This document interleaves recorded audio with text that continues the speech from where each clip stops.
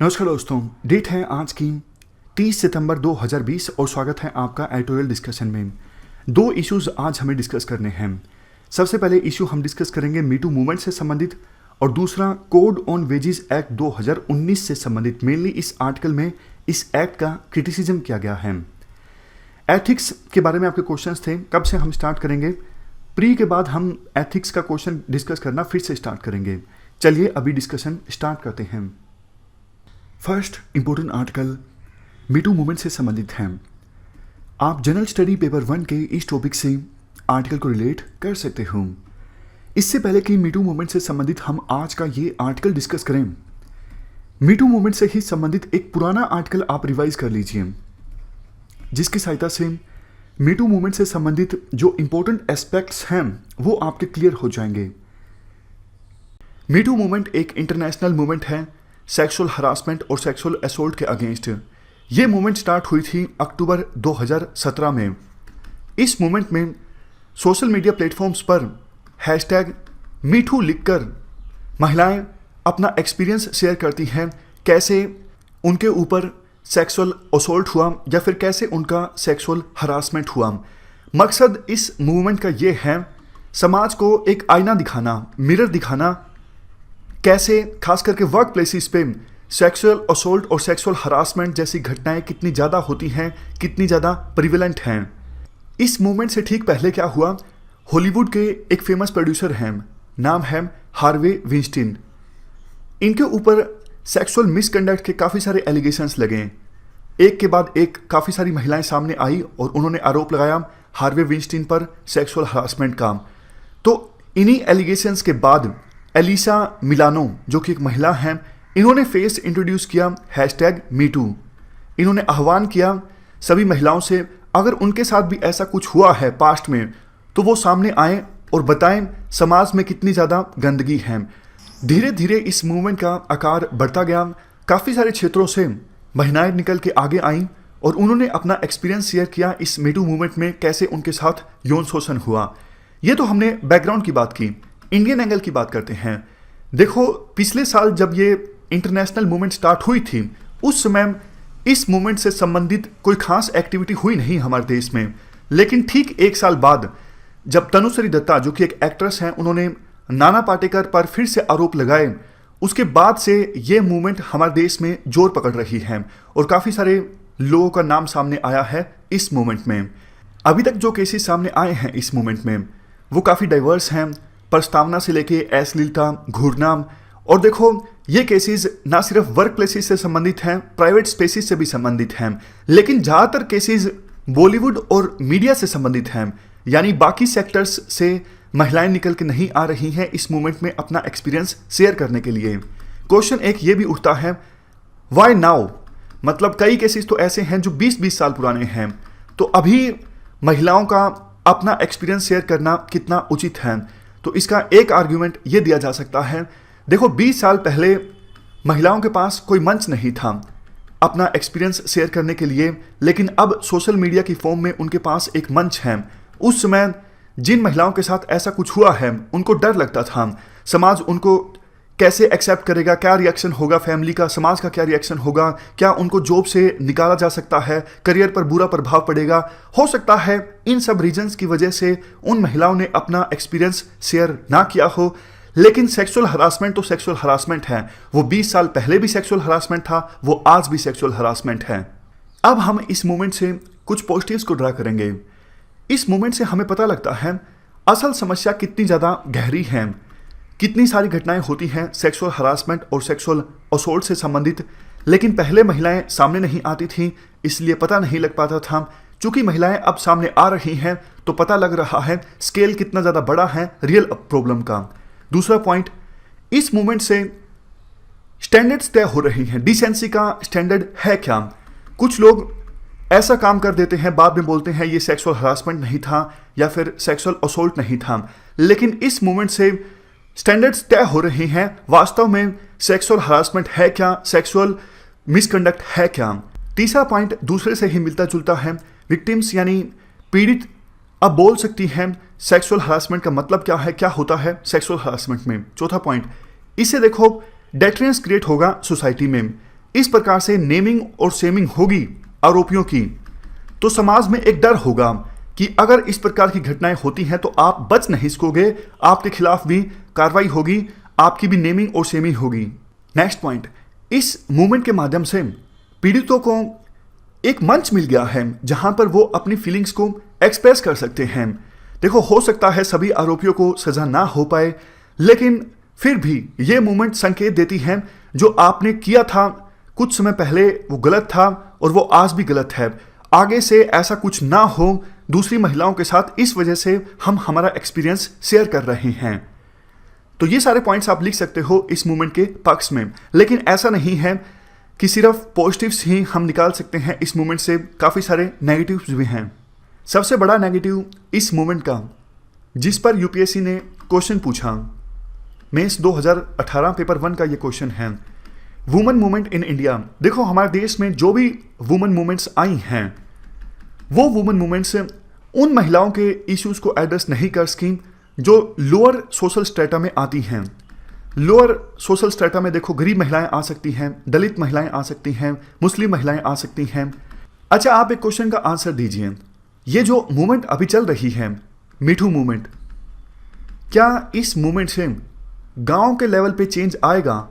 क्या गांव के लेवल पर अवेयरनेस आएगी? क्या गांव के लेवल पे डेटरेंस आएगा? नहीं आएगा ऑफ कोर्स, क्योंकि ये मूवमेंट सिर्फ सोशल मीडिया पे चल रही है, ज़्यादा चल रही है ट्विटर पे और इंग्लिश न्यूज़ चैनल्स पे डिबेट ज़्यादा आती हैं। लेकिन वो महिलाएं जो लोअर सोशल स्ट्रेटा में आती हैं, क्या उन महिलाओं को वास्तव में एक मंच, एक प्लेटफॉर्म मिला है अपनी फीलिंग्स को एक्सप्रेस करने के लिए? प्रैक्टिकली कहें तो नहीं मिला है। कुछ एक्सपर्ट्स के द्वारा ये बोला जा रहा है ये एलीट लोगों की एक मूवमेंट है। मीडिया सिर्फ उन लोगों पे फोकस कर रही है जिनका सेलिब्रिटी स्टेटस है। आम जनता का इस मूवमेंट से कुछ लेना देना नहीं है। मीडिया काम कर रही है टीआरपी के लिए। तो ये क्वेश्चन आप जरूर अटेम्प्ट कीजिएगा। वुमेन मूवमेंट के बारे में जब आप लिखो तो आप हिस्टोरिकल डायमेंशन जरूर डालना। वुमेन मूवमेंट्स देखो दो तरह की हो सकती हैं। एक तो वो मूवमेंट जिसमें महिलाओं का पार्टिसिपेशन बहुत ज़्यादा रहे, इवन वो मूवमेंट्स जिसमें मैन का भी पार्टिसिपेशन है लेकिन फोकस वुमेन इश्यूज़ पर है। फॉर एग्जांपल राजा राम मोहन राय और दूसरे काफ़ी लीडर्स ने काफ़ी काम किया 1857 से पहले वुमेन इश्यूज़ पे, तो ये एक प्रकार की वुमेन मूवमेंट थी। और 1857 के बाद वुमेन्स का पार्टिसिपेशन एकदम से बढ़ा। इंडियन स्ट्रगल फॉर फ्रीडम में पहली बार महिलाएं घर से बाहर निकल के आई और उन्होंने आज़ादी की लड़ाई में मैन के साथ कदम मिला के लड़ाई लड़ी। तो इसे भी कुछ एक्सपर्ट्स के द्वारा वुमेन मूवमेंट कहा जा सकता है। जब देश आज़ाद हुआ 1947 से लेके 1970 तक कुछ खास नहीं हुआ, लेकिन 1970 के बाद काफ़ी सारी वुमेन मूवमेंट्स चली। जैसे मथुरा में एक कस्टोडियल रेप का केस सामने आया था, तो उसके बाद बहुत ज़्यादा अवेयरनेस फैली और सरकार भी सख्त हुई। इला भट्ट उन्होंने एसएचजी मूवमेंट चलाई थी, एंटी डाउरी मूवमेंट चली, और इवन 2012 में निर्भया केस के बाद मूवमेंट चली, उसे भी आप एग्जाम्पल दे सकते हो। मतलब वुमेन मूवमेंट जब आप लिखो, और ये जो मूवमेंट अभी चल रही है मीठू, इसे भी आप वुमेन मूवमेंट के एग्जाम्पल में लिख सकते हो। और भी बहुत सारी चीज़ें हैं, जैसे टेम्पल एंट्री केस, अभी सबरीमाला टेम्पल मामले में जो वर्डिक्ट सामने आया है, और ट्रिपल तलाक, इन सबको भी आप लिख सकते हो वुमेन मूवमेंट का एग्जाम्पल देते वक्त। लेकिन असल क्वेश्चन ये नहीं था। असल क्वेश्चन आपको बताना था कि कैसे ये सारी मूवमेंट्स उन महिलाओं के इश्यूज को एड्रेस नहीं कर पाई हैं जो लोअर सोशल स्ट्रेटा में आती हैं। ये था असली क्वेश्चन। आप लिखोगे ऐसा क्यों हुआ, आप लिखोगे कि मीडिया सिर्फ टीआरपी पे फोकस करती है, आप लिखोगे कैसे पैट्रियार्की अभी भी हमारे समाज में बहुत ज़्यादा वाइड स्प्रेड है, आप ये भी लिखोगे कैसे ज़्यादातर जो महिलाएं हैं अभी भी इनफॉर्मल सेक्टर में काम करती हैं। वैसे तो घरों में रहती हैं, लेबर फोर्स में पार्टिसिपेशन बहुत कम है, और जो भी काम करती हैं वो इनफॉर्मल सेक्टर में ज़्यादा हैं। इस वजह से महिलाओं के इश्यूज़ ग्राउंड स्तर पर एड्रेस नहीं हो पा रहे हैं। तो अटेम्प्ट कीजिएगा आप ये क्वेश्चन। हम एक बार फिर से आर्टिकल की तरफ आते हैं। इशू हमारा बीच में रह गया था, नेगेटिव्स की हम बात कर रहे थे। देखो, इस मूवमेंट में क्लियर एक्शन पॉइंट्स की कमी है, सिंबोलिज्म ज़्यादा है। रीट्वीट करने से, लाइक करने से सिचुएशन तो नहीं चेंज होगी। ये देखो ठीक वैसा ही है। अगर आप सोशल मीडिया पे एक कैंपेन चलाते हो, भूखमरी मिटाओ, भूखमरी मिटाओ, सिर्फ कैंपेन चलाने से क्या होगा? अगर बच्चों को खाना नहीं खिलाया जाता है। बच्चों को खाना खिलाया जाएगा तभी तो मालन्यूट्रिशन दूर होगा, तभी तो भूखमरी दूर होगी। सिर्फ सोशल कैंपेन से कुछ नहीं होगा। ये जो मूवमेंट है एक प्रकार की फॉल्स सेंस ऑफ अचीवमेंट देती है, लेकिन सोच के देखिए क्या ग्राउंड स्तर पर कुछ चेंज हो रहा है जो हमने पहले डिस्कस किया? शायद नहीं। नेक्स्ट पॉइंट, इस मूवमेंट का इस्तेमाल किया जा सकता है कुछ लोगों के द्वारा झूठ बोलने के लिए, धोखा देने के लिए और इवन बदला लेने के लिए। देखो, एक एलिगेशन से मैन की पूरी लाइफ तबाह हो सकती है, कोई प्रूफ की आवश्यकता नहीं। इसलिए एक प्रॉपर मैकेनिज्म होना चाहिए ताकि ना तो कुछ लोग इस मूवमेंट का लाभ उठा के अपनी पब्लिसिटी चमकाएं, यानी इस मूवमेंट को डिस्क्रेडिट करें, और ना ही कोई निर्दोष पर्सन, निर्दोष मैन इस मूवमेंट में पिस के रह जाए। सबसे लास्ट में कंसेंट की देखो काफ़ी सारी डायमेंशंस होती हैं। अब कंक्लूजन की बात करते हैं। कंक्लूजन में कहा जा सकता है, देखो जो भी केसेस सामने आए हैं इस मूवमेंट में, उनको अंजाम तक पहुंचाना जरूरी है और ये भी पता लगाना जरूरी है कि किस केस में कितना ज़्यादा ट्रांसग्रेशन हुआ है। देखो, सभी केसेस को एक ही पैरामीटर पे नहीं तोला जा सकता। कुछ केसेस काफ़ी सीरियस हैं, रेप से संबंधित हैं, और कुछ केसेस मैसेज भेजने से संबंधित हैं। तो जितना ज़्यादा सीरियस अपराध हैं उसी के बेस पे कार्रवाई होनी चाहिए, लेकिन केसेस को अंजाम तक पहुंचाना जरूरी है। लेकिन एक बात जो सबसे ज़्यादा सीरियस है इस मूवमेंट से, जो हमने पहले डिस्कस किया, ये पता लगता है वर्क प्लेसेस पे इस प्रकार की चीज़ें कितनी ज़्यादा होती हैं। इसलिए सरकार को इस पूरी मूवमेंट को संज्ञान में लेने की आवश्यकता है ताकि वर्क प्लेसेस पे किसी प्रकार की सेक्सुअल हरासमेंट ना हो। कानून भी है इसके लिए 2013 का, लेकिन उस कानून को इफेक्टिवली इंप्लीमेंट करने की आवश्यकता है। तो इस प्रकार से मीटू मूवमेंट से संबंधित एक पुराना आर्टिकल हमने रिवाइज किया। अब आते हैं आज के आर्टिकल की तरफ। फिर से सुर्खियों में क्यों आई है ये मूवमेंट?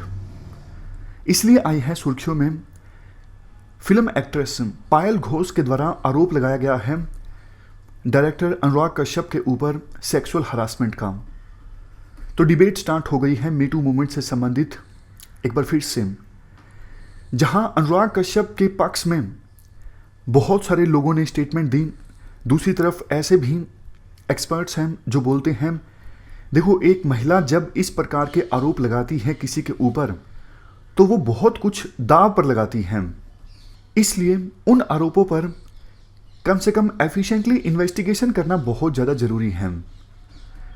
देखो, राइटर जिन्होंने ये आर्टिकल लिखा है उनका ये मानना है इस प्रकार से किसी महिला के द्वारा नेमिंग और शेमिंग करना ये प्रॉब्लम का सॉल्यूशन नहीं है। प्रॉब्लम का सॉल्यूशन है ड्यू प्रोसेस ऑफ लॉ को फॉलो करना।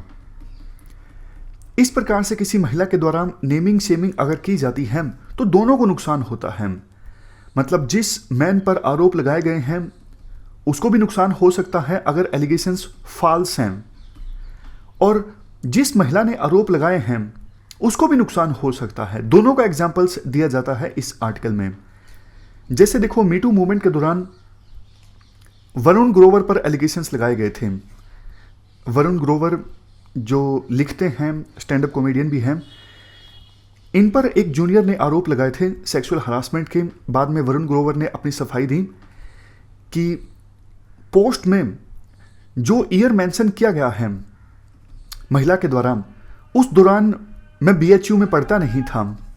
तो नेटफ्लिक्स पे एक जो प्रोग्राम है सेक्रेड गेम्स, उस गेम्स की राइटिंग से हटाया जा रहा था वरुण ग्रोवर को। नेटफ्लिक्स के द्वारा एक इंडिपेंडेंट इंक्वायरी गठित की गई थी और उस इंडिपेंडेंट इंक्वायरी ने वरुण ग्रोवर को चार्जेस से बरी कर दिया। उसी प्रकार से एक और एग्जाम्पल दिया जाता है, नाम क्या है, उत्सव चक्रवर्ती का। ये AIB में काम करते थे। इन पर भी सेक्सुअल हरासमेंट के चार्जेस लगे, 2 महिलाओं ने लगाए। 1 साल बाद 2 में से एक महिला ने तो मान लिया कि सेक्स हुआ था कंसेंट की सहायता से, और दूसरी महिला ने यह माना कि मैं अंडर एज नहीं हूं। हालांकि उन्होंने पहले कहा था कि मेरी जो एज है वो 18 साल से कम है। दूसरी महिला ने यह जरूर कहा कि जो मुझे मैसेज भेजे गए थे वो अनवांटेड थे, वो नहीं भेजे जाने चाहिए थे उस प्रकार के मैसेज। कहने का मतलब ये है, काफ़ी बार मीटू मूवमेंट के दौरान जो आरोप लगते हैं वो काफ़ी ज़्यादा एग्जेजरेटेड होते हैं और मीडिया उन्हें और भी ज़्यादा एग्जैजरेट करके दिखा देता है टीआरपी हासिल करने के लिए। लेकिन इसका रिजल्ट क्या निकलता है? मैन का जो करियर है वो पूरी तरह से तबाह हो जाता है। दूसरा, महिला को कैसे नुकसान होता है? महिला को ऐसे नुकसान होता है, अगर देखो गलत एलिगेशंस लगाए जाते हैं तो फिर जिस मैन पर एलिगेशन लगाए गए हैं वो डिफेमेशन का केस फाइल करता है, जैसे कि किया भी गया था सुबोध गुप्ता के द्वारा डिफेमेशन का केस फाइल। अंत में वो केस जीते और जिस महिला ने आरोप लगाए थे उनको एलिगेशंस से संबंधित पोस्ट जो हैं वो हटानी पड़ी। तो राइटर का ये मानना है, अगर देखो ऐसा होता है तो जिस महिला ने आरोप लगाए थे उनकी क्रेडिबिलिटी काफ़ी ज़्यादा कम हो जाती है कि झूठे आरोप आपके द्वारा लगाए गए, और इवन जो ये मीटू मूवमेंट है ये कमज़ोर पड़ती है।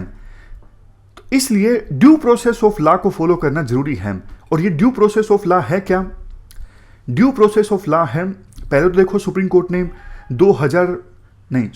ने 1997 के आसपास विशाखा गाइडलाइंस दी थी कि वर्क प्लेसेस पे सेक्सुअल हरासमेंट को रोकने के लिए क्या चीज़ें फॉलो करना जरूरी है एम्प्लॉयर के द्वारा। लेकिन बाद में इससे संबंधित कानून आ गया 2013 में वर्क प्लेसेस पे सेक्सुअल हरासमेंट को रोकने के लिए।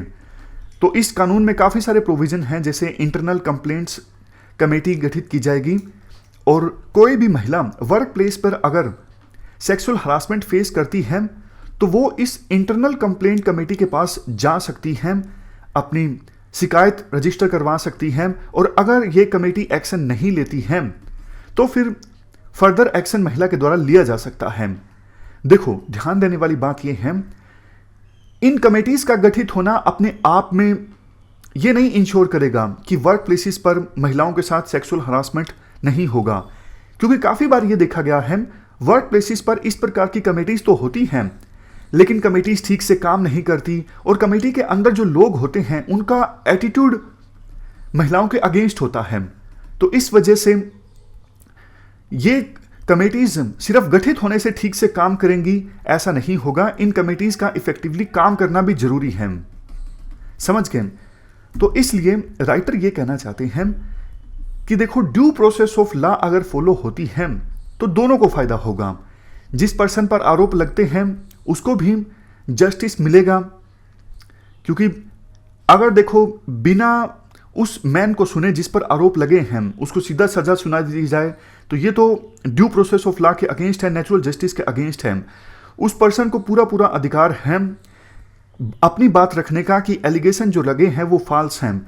दूसरा, ये जो महिला आरोप लगा रही है उसको भी देखो अच्छे ढंग से अपनी बात रखने का अधिकार है। पूरी प्रोसेस की सहायता से ये पता लग जाएगा, एविडेंस की सहायता से ये पता लग जाएगा आरोपों में कितनी सच्चाई है कितनी नहीं है, और जिस महिला ने आरोप लगाए हैं उसकी जो क्रेडिबिलिटी है वो भी बरकरार रहेगी।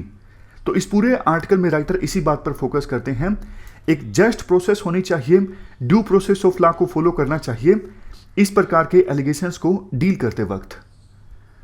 तो ये हमने पूरा आर्टिकल डिस्कस किया, मी टू मूवमेंट से संबंधित। चलते हैं आगे। Next article code on wages act 2019 से संबंधित है। आप जीएस पेपर 3 के इस टॉपिक से आर्टिकल को रिलेट कर सकते हो। देखो, जैसा हमने पिछले हफ्ते लेबर रिफॉर्म्स से संबंधित आर्टिकल में डिस्कस किया था कि सरकार 45 के आसपास लेबर लॉस को सिंप्लीफाई करना चाहती है। 4 लेबर लॉस में 3 तो हाल ही में जो पार्लियामेंट सेशन चला था इसमें पास हुए, और एक बिल पिछले साल पास हो गया था, कोड ऑन वेजेस बिल 2019, जो कि अब एक्ट बन चुका है। और 3 और कौन से लेबर लॉस जो इस पार्लियामेंट के सेशन में पास हुए वो इस प्रकार से हैं: the industrial relation code, the social security code and the occupational safety health and working conditions code 2020। हमारे जो लेबर मिनिस्टर हैं संतोष गंगवार, उन्होंने कहा है ये बिल्स भी इस साल के ख़त्म होने तक इम्प्लीमेंट हो जाएंगे, मतलब एक्ट तो बन ही जाएंगे लेकिन एक्ट में जो प्रोविजंस हैं उनको भी इम्प्लीमेंट कर लिया जाएगा इस साल के ख़त्म होते होते। तो आज का ये जो आर्टिकल है, ये आर्टिकल क्रिटिसाइज कर रहा है पिछले साल एक्ट बने कोड ऑन वेजेस एक्ट 2019 को। शुरुआत में राइटर के द्वारा कहा जाता है कि प्रधानमंत्री मोदी ने स्टेटमेंट दी कि कोड ऑन वेजेस 2019 ये जो एक्ट है ये सभी इंडस्ट्रीज के वर्कर्स के लिए लागू होगा, जबकि पुराने वाला जो मिनिमम वेजेस एक्ट था वो सिर्फ टोटल वर्कफोर्स का 30% वर्कर्स को कवर कर रहा था। मतलब प्रधानमंत्री मोदी का कहने का मतलब ये था कि बहुत सारे वर्कर्स पहले ऐसे थे जिनको मिनिमम वेजेस एक्ट कवर करता ही नहीं था, लेकिन पिछले साल बने कोड ऑन वेजेस एक्ट 2019 ये सभी वर्कर्स को कवर करता है। और ये जो एक्ट है कोड ऑन वेजेस 2019, ये 4 एक्ट्स को सबज्यूम करके बना। मतलब ये 4 जो एक्ट्स हैं वो मर्ज हुए कोड ऑन वेजेस एक्ट 2019 में। नाम आप स्क्रीन पे देख सकते हो, the payment of wages act 1936, the minimum wages act 1948, the payment of bonus act 1965 और द इक्वल रिनोवेशन एक्ट 1976। सबसे पहले क्वेश्चन तो देखो ये उठ जाता है, आखिरकार कोड ऑन वेजेस की आवश्यकता ही क्यों थी? आवश्यकता देखो काफी सारे रीजंस की वजह से थी। पुराने जो एक्ट थे वो काफी पुराने हो चुके थे, इसलिए एक्ट्स नए बनाने की आवश्यकता थी। पुराने एक्ट्स को सिंप्लीफाई करने की आवश्यकता थी, क्योंकि पुराने जो एक्ट आए थे वो एक अलग इरा में आए थे। आज हालात चेंज हो चुके हैं। जो मजदूर हैं उनको राइट्स प्रोवाइड करना बहुत ज़्यादा ज़रूरी है, क्योंकि देखो फ्री मार्केट इकोनॉमी में मजदूरों की जो बार्गेनिंग पावर है वो काफ़ी ज़्यादा कम हो जाती है। खास करके इंडिया जैसा देश जहाँ पे वर्कर की अवेलेबिलिटी ज़्यादा हो, काम कम हो, तो ऐसी सिचुएशन में अगर प्रॉपर एक्ट नहीं होगा वेजेस से संबंधित, तो कई जो एम्प्लॉयर हैं वो मजदूरों को एक्सप्लॉइट कर सकते हैं कम वेजेस पर काम करने के लिए। वो बोल सकते हैं कि भैया मैं आपको 200 रुपये क्यों दूं, दूसरा मजदूर तो 180 में 150 में काम करने के लिए तैयार है। मतलब अवेलेबिलिटी मजदूरों की ज़्यादा है तो एक्सप्लॉइटेशन किया जा सकता है एम्प्लॉयर्स के द्वारा। दूसरा देखो लेबर जो है अभी कॉन्करेंट लिस्ट में आता है, तो कई सारे स्टेट के लॉज थे, कई सारे लॉज ऐसे थे जो पार्लियामेंट के द्वारा बनाए गए थे और इनमें रिडंडेंसी थी। मतलब एक लेबर लॉ में वेजेस की डेफिनेशन अलग है, दूसरे लॉ में वेजेस की डेफिनेशन अलग है, तो यूनिफॉर्मिटी जरूरी थी, इसलिए भी इस एक्ट को लाने की आवश्यकता थी। नेक्स्ट पॉइंट देखो, एक मिनिमम वेजेस तो मजदूरों को मिलने ही चाहिए। ये ना सिर्फ सोशल जस्टिस के लिए इंपॉर्टेंट है, मतलब इक्वलिटी को इंश्योर करने के लिए इंपॉर्टेंट है, बल्कि इकोनॉमी के लिए भी जरूरी है। अगर ज़्यादा वेजेस मजदूरों को मिलते हैं, ज़्यादा का मतलब कम से कम मिनिमम वेजेस अच्छे खासे लेवल के मजदूरों को मिलते हैं, तो मजदूरों का इनकम लेवल बढ़ेगा, वो मार्केट में जाएंगे, चीज़ें खरीदेंगे, उन चीज़ों की पूर्ति करने के लिए फैक्ट्रीज ज़्यादा प्रोड्यूस करेंगी और इससे देश की जो इकोनॉमिक ग्रोथ रेट है वो बढ़ती है। नेक्स्ट पॉइंट, जैसा हमने डिस्कस किया कि वेजेस की डेफिनेशन अलग अलग थी अलग अलग एक्ट्स में, तो यूनिफॉर्मिटी जरूरी थी। हर एक वर्कर को राइट टू सस्टेनेंस होना चाहिए। इस राइट को इंश्योर करने के लिए भी कोड ऑन वेजेस एक्ट 2019 आया।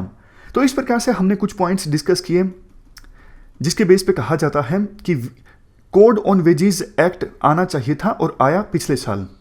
नया जो ये एक्ट है कोड ऑन वेजेस 2019, इसमें देखो टोटल 69 सेक्शंस हैं, जबकि पुराने जो 4 एक्ट्स हैं जिनको मर्ज किया गया है उनमें टोटल सेक्शंस थे 119। राइटर कहते हैं कुछ सेक्शंस तो देखो कम होने ही थे, जिसका रीज़न ये है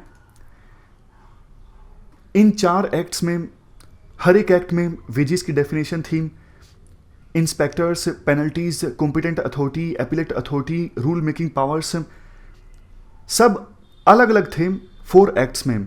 बट अब नया जो एक्ट बना है वो एक ही बार है ये सब चीज़ें, तो कुछ प्रोविजंस तो कम होने ही थे अगर आप 4 एक्ट को मर्ज करके एक एक्ट बनाओगे। इसके बाद राइटर ये कहते हैं देखो ये 4 जो एक्ट्स हैं जिनको मर्ज करके एक एक्ट बनाया गया है, ये 4 एक्ट्स अलग अलग समय में आए थे और उनको अब मर्ज करके एक एक्ट बनाना ज़्यादा आसान काम था नहीं, ये एक मुश्किल काम था। ज़्यादातर प्रोविजंस को वैसे रिटेन किया गया है और कुछ नए प्रोविजंस ऐड किए गए हैं, जैसे procedure for fixing minimum wages, limit for fines and deductions in wages, minimum and maximum bonus, calculation of allocable and available surplus, as well as gender neutral consideration in fixing wages। समझ गए? Next बात writer के द्वारा ये बोली जाती है, देखो सेक्शन 67 जो है इस कोड ऑन वेजेस एक्ट 2019 का, ये सेक्शन बहुत सारी पावर्स दे देता है एग्जीक्यूटिव को रूल्स बनाने की। समझ गए? मतलब पुराने एक्ट में चीजें डिफाइन की गई थी एक्ट के अंदर ही, बट ये जो कोड ऑन वेजेस एक्ट है ये एग्जीक्यूटिव को यानी सरकार को बहुत सारी पावर्स दे देता है रूल्स बनाने के लिए। डेलीगेटेड लेजिस्लेशन का मतलब देखो ये होता है कि लेजिस्लेचर्स जिनके पास पावर होती है, जिनकी रिस्पॉन्सिबिलिटी होती है कानून बनाने की, वो अपनी इस पावर को डेलीगेट कर देते हैं। फॉर एग्जाम्पल एग्जीक्यूटिव को यानी सरकार को पावर दे देते हैं। मैं आपको एग्जाम्पल की सहायता से बताता हूं। कोड ऑन वेजेस एक्ट 2019 में है, या तो इसमें आप सारे जो प्रोविजंस हैं वो एक्सप्लिसिटली मेंशन कर देते, या फिर दूसरा सॉल्यूशन ये हो सकता है कि जो प्रोविजंस हैं उसके आगे आप यूं लिख दो कि इन प्रोविजन से संबंधित रूल्स बनाए जा सकते हैं एग्जीक्यूटिव के द्वारा। अगर ऐसा किया जाता है तो मतलब लेजिस्लेचर्स ने सारी चीजें खुद मेंशन नहीं की, जो कानून बनाया गया है कुछ चीजें छोड़ दी गई हैं एग्जीक्यूटिव के ऊपर कि भैया आप अपने आप से रूल बना लो इस प्रोविजन से संबंधित। तो ये एक एग्जाम्पल है डेलीगेटेड लेजिस्लेशन का, कि लेजिस्लेचर अपनी पावर जो है वो एग्जीक्यूटिव को दे रहे हैं कानून बनाने से संबंधित। नेक्स्ट क्रिटिसिज्म इस एक्ट का यह किया जाता है राइटर के द्वारा कि सेंट्रल गवर्नमेंट ने ज्योग्राफिकल रीजन्स के हिसाब से अलग अलग ज्योग्राफिकल रीजन के लिए फ्लोर वेज डिसाइड कर लिए हैं। ऐसा प्रोविजन था इस एक्ट में, और स्टेट्स को बोला है कि आप मिनिमम वेज इस फ्लोर एज से कम नहीं रख सकते। राइटर कहते हैं वैसे भी देखो कई सारे जो स्टेट्स हैं उनका जो मिनिमम वेज है वो हमेशा से सेंट्रल गवर्नमेंट के मिनिमम वेज से ज़्यादा ही होता है। तो ये जो फ्लोर वेज का जो कंसेप्ट है ज़्यादा फायदेमंद साबित नहीं होने वाला है मजदूरों के लिए। नेक्स्ट क्रिटिसिज्म मनरेगा से संबंधित है। पहले क्या हुआ करता था, मिनिमम वेजेस और मनरेगा के वेजेस के बीच कंफ्लिक्ट पैदा हो जाता था। मतलब कौन से एक्ट की चलेगी, क्या मनरेगा के जो वेजेस हैं वो मिनिमम वेजेस से कम हो सकते हैं। कई सारे हाईकोर्ट्स ने इस संदर्भ में वर्डिक्ट दिया कि मिनिमम वेजेस एक्ट की चलेगी और मनरेगा के जो वेजेस हैं मिनिमम वेजेस से कम नहीं हो सकते। बट 2019 में जो ये कानून बना है कोड ऑन वेजेस एक्ट 2019, इसके अनुसार मनरेगा के वेजेस को मिनिमम वेजेस एक्ट के ज्यूरिडिक्शन से परव्यू से बाहर रखा गया है। नेक्स्ट क्रिटिसिज्म इंस्पेक्शन स्कीम से संबंधित है। कोड में कहा गया है सरकार की तरफ से एक इंस्पेक्टर कम फैसिलिटेटर को अपॉइंट किया जा सकता है जो कि देखेगा, एडवाइस करेगा एम्प्लॉयर्स को और वर्कर्स को इस एक्ट के प्रोविजंस को कंप्लाई करने से संबंधित। और अगर कोई डिस्प्यूट हो जाता है तो देखो सेक्शन 45 में बताया गया है कैसे उस डिस्प्यूट को सुना जाएगा, किसके द्वारा, एक गैजेटेड ऑफिसर के द्वारा उस डिस्प्यूट को सुना जाएगा। बट प्रॉब्लम ये है कि जिस गैजेटेड ऑफिसर के द्वारा क्लेम सुना जाएगा उसके बारे में कोई भी क्वालिफिकेशन नहीं बताई गई है। मतलब सरकार क्या है, कोई गैजेटेड ऑफिसर जिसको ना तो लीगल नॉलेज है ज़्यादा, ना ही एडमिनिस्ट्रेटिव बैकग्राउंड ज़्यादा स्ट्रोंग है, उसको अपॉइंट कर सकती है क्लेम्स को सुनने के लिए, डिस्प्यूट के समाधान के लिए। और बोनस से संबंधित जो डिस्प्यूट्स हैं वो जाएंगे पहले की तरह इंडस्ट्रियल ट्रिब्यूनल के पास। और अगर देखो फिर से अगर पिछले पॉइंट पे आए कि गैजेटेड ऑफिसर के द्वारा डिस्प्यूट को सुना जा सकता है जिसका कोई लीगल या फिर एडमिनिस्ट्रेटिव बैकग्राउंड होना जरूरी नहीं है, और अगर इस गैजेटेड ऑफिसर के फैसले के विरुद्ध अपील फाइल की जाती है वर्कर के द्वारा तो वो अपील जाएगी एपीलेट अथॉरिटी के पास, जो कि एक रैंक, एपीलेट अथॉरिटी पे कौन सा ऑफिसर होगा जो कि गैजेटेड ऑफिसर से एक रैंक बड़ा होगा। तो ये अपने आप में काफ़ी ज़्यादा हैरानी वाली चीज़ है, क्योंकि देखो ऑफिसर को ये पावर देना कि डिस्प्यूट सुनना, ये पावर तो जुडिशरी के पास होती है ना। मतलब सरकारी ऑफिसर्स के पास ऐसी पावर होना ये सेपरेशन ऑफ पावर्स के अगेंस्ट है, ऐसा राइटर के द्वारा बोला जाता है।